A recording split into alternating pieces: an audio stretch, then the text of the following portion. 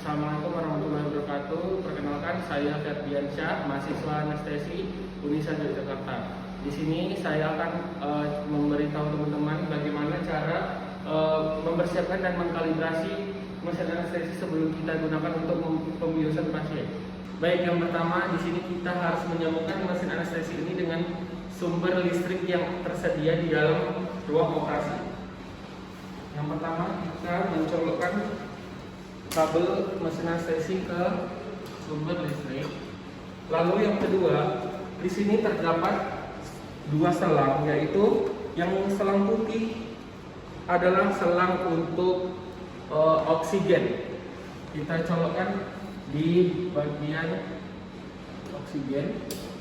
Lalu untuk yang biru itu untuk selang N2O.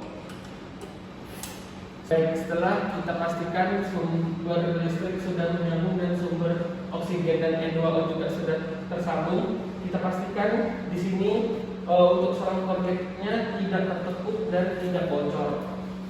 Pastikan semuanya. Dan setelah itu kita bisa menghidupkan mesin anestesi dengan memencet tombol on.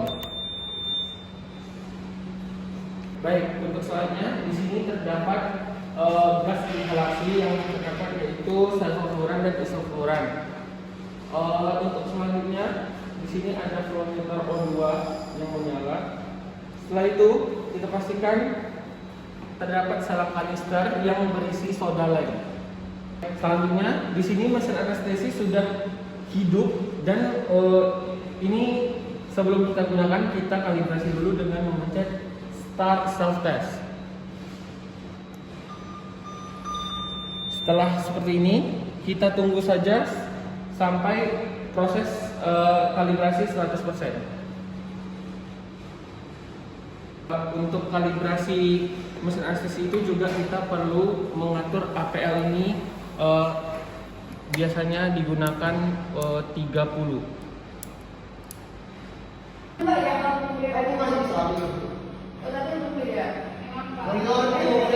Setelah dikalibrasi nanti akan muncul di layar monitor mesin tulisan standby yang mengartikan itu mesin ini sudah siap digunakan.